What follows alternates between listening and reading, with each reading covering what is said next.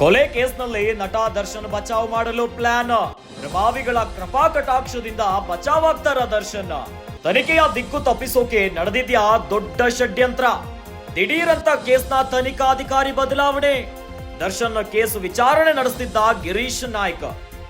ಕಾಮಾಕ್ಷಿಪಾಳ್ಯ ಠಾಣಾ ಇನ್ಸ್ಪೆಕ್ಟರ್ ಗಿರೀಶ್ ನಾಯಕ್. ಯಾರ ಮುಲಾಜಿಗೂ ಒಳಗಾಗದೆ ತನಿಖೆ ನಡೆಸುತ್ತಿದ್ದ ಗಿರೀಶ್ ಖಡಕ್ ಆಫೀಸರ್ ದಿಢೀರಂತ ಬದಲಾವಣೆಗೆ ಕಾರಣ ಏನು? ಯಾರ ಒತ್ತಡಕ್ಕೆ ಮಣಿಯದೆ ದರ್ಶನನ್ನ ಬಂಧಿಸಿದ್ದ ಗಿರೀಶ್. ತನಿಖಾಧಿಕಾರಿ ಬದಲಾವಣೆ ಹಿಂದೆ ದೊಡ್ಡವರ ಕೈವಾಡ ಇದೆಯಾ? ತನಿಖಾಧಿಕಾರಿ ಎತ್ತಂಗಡಿಯಿಂದ ಕೇಸ್ ಹಳ್ಳ ಹಿಡಿಸುವ ಪ್ಲಾನ್.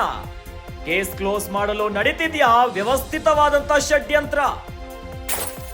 ಕೊಲೆ ಕೇಸ್ನಲ್ಲಿ ನಟ ದರ್ಶನ್ ಅನ್ನ ಬಚಾವ್ ಮಾಡ್ಲಿಕ್ಕೆ ಪ್ಲಾನ್ ಆಗ್ತಿದ್ಯಾ? ಪ್ರಭಾವಿಗಳ ಕೃಪಾ ಕಟಾಕ್ಷದಿಂದ ಬಚಾವ್ ಆಗ್ತಾರಾ ದರ್ಶನ್ ಎನ್ನುವಂತ ಪ್ರಶ್ನೆ ಮೂಡ್ತಾ ಇದೆ. ರೇಣುಕಾಸ್ವಾಮಿ ಕೊಲೆ ಪ್ರಕರಣದಲ್ಲಿ ಯಾವಾಗ ನಟ ದರ್ಶನ್ ಅವರ ಕೈವಾಡ ಇದೆ ಅಂತ ಶಂಕೆ ವ್ಯಕ್ತಪಡಿಸುತ್ತಿದ್ದಂತೆ ಪೊಲೀಸ್ ಅಧಿಕಾರಿಗಳು ಅತ್ಯಂತ ವೇಗವಾಗಿ ಚುರುಕಿನಿಂದ ಈ ಒಂದು ಪ್ರಕರಣವನ್ನ ಭೇದಿಸ್ಲಿಕ್ಕೆ ಹೋಗ್ತಾರೆ. ಆಗ ದರ್ಶನ್ ಕೇಸ್ ಅನ್ನ ವಿಚಾರಣೆ ನಡೆಸುತ್ತಿದ್ದು ಗಿರೀಶ್ ನಾಯ್ಕ್. ಕಾಮಾಕ್ಷಿಪಾಳ್ಯ ಇನ್ಸ್ಪೆಕ್ಟರ್ ಗಿರೀಶ್ ನಾಯ್ಕ್ ಮುಲಾಜಿಲ್ದೆ ಈ ಒಂದು ಪ್ರಕರಣವನ್ನ ಅತ್ಯಂತ ಚುರುಕಾಗಿ ಚಾಕಚಕ್ಯತೆಯಿಂದ ತನಿಖೆಯನ್ನ ಮಾಡ್ತಾರೆ. ಆದ್ರೆ ಈಗ ಅದೇ ವಿಚಾರಕ್ಕೆ ಸಂಬಂಧಪಟ್ಟಂತೆ ಒಂದಿಷ್ಟು ಹೊಸ ಪ್ಲಾನ್ ಆಗ್ತಾ ಇದೆಯಾ? ಈ ಒಂದು ಪ್ರಕರಣದಲ್ಲಿ ದರ್ಶನ್ ಅನ್ನ ಬಚಾವ್ ಮಾಡ್ಲಿಕ್ಕೆ ದೊಡ್ಡ ಪ್ರಭಾವಿಗಳು ಯಾರಿದನ್ನ ಇಂತ ಒಂದು ಪ್ಲಾನ್ ಮಾಡ್ತಿದ್ದಾರೆ ಅನ್ನುವಂತ ಪ್ರಶ್ನೆ ಬಂದಿದೆ. ಯಾಕಂದ್ರೆ ದಿಢೀರ್ ಅಂತ ಕೇಸ್ನ ತನಿಖಾಧಿಕಾರಿ ಬದಲಾವಣೆ ಆಗಿದೆ.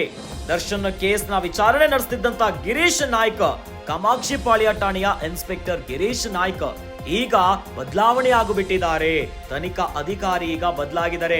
ಹಾಗಾದ್ರೆ ತನಿಖೆಯ ದಿಕ್ಕನ್ನ ತಪ್ಪಿಸ್ಲಿಕ್ಕೆ ಏನಾದ್ರೂ ದೊಡ್ಡ ಮಟ್ಟದ ಷಡ್ಯಂತ್ರ ಆಗ್ತಾ ಇದೆ ಅನ್ನುವಂತ ಪ್ರಶ್ನೆ ಮೂಡ್ತಾ ಇದೆ.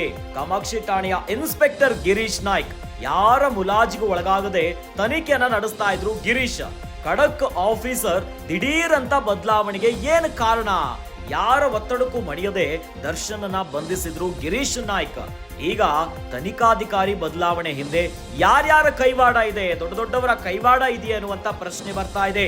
ತನಿಖಾಧಿಕಾರಿ ಎತ್ತಂಗಡಿಯಿಂದ ಕೇಸ್ ಅನ್ನ ಮುಗಿಸುವಂತ ಪ್ಲಾನ್ ಮಾಡ್ತಿದ್ದಾರ ದರ್ಶನ್ ಅನ್ನ ಈ ಒಂದು ಪ್ರಕರಣದಲ್ಲಿ ಸೇಫ್ ಮಾಡ್ಬೇಕಿರುವಂತ ಪ್ಲಾನ್ ಏನಾದ್ರೂ ಆಗ್ತಾ ಇದೆಯಾ? ಕೇಸ್ ಕ್ಲೋಸ್ ಮಾಡಲು ವ್ಯವಸ್ಥಿತವಾಗಿ ಷಡ್ಯಂತ್ರದ ಪ್ಲಾನ್ ಆಗ್ತಾ ಇದೆಯಾ ಅನ್ನುವಂತ ಪ್ರಶ್ನೆ. ಈಗಾಗಲೇ ದರ್ಶನ್ ದೊಡ್ಡ ದೊಡ್ಡ ಆಫರ್ ಕೊಟ್ಟಿದ್ದಾರಂತೆ. ಯಾರಿಗೆ? ವೈದ್ಯರಿಗೆ. ರೇಣುಕಾಸ್ವಾಮಿ ಏನು ಕೊಲೆ ಆಯ್ತಲ್ಲ, ಈ ಪೋಸ್ಟ್ ಮಾರ್ಟಮ್ ರಿಪೋರ್ಟ್ ಅನ್ನ ಈಗಾಗಲೇ ತಿರುಗಿಸ್ಲಿಕ್ಕೆ ಅಧಿಕಾರಿಗಳಿಗೆ, ವೈದ್ಯರಿಗೆ ಆಫರ್ ಮೇಲೆ ಆಫರ್ ಕೊಟ್ಟಿದ್ದಾರೆ ಎನ್ನುವಂತ ಮಾಹಿತಿ ಕೂಡ ಲಭ್ಯವಾಗಿತ್ತು. ಆದ್ರೆ ಈಗ ದರ್ಶನ್ ಈ ಒಂದು ಪ್ರಕರಣವನ್ನ ತನಿಖೆ ಮಾಡ್ತಿದ್ದಂತ ತನಿಖಾಧಿಕಾರಿ ಬದಲಾವಣೆ ಆಗಿದ್ದಾರೆ. ಹಾಗಾದ್ರೆ ಖಡಕ್ ಆಫೀಸರ್ ಅನ್ನ ದಿಢೀರ್ ಅಂತ ಯಾಕೆ ವರ್ಗಾವಣೆ ಮಾಡಿಬಿಟ್ರು? ಇದ್ರ ಹಿಂದೆ ಏನೇನು ಮಸಲತ್ತಾಗ್ತಿದೆ?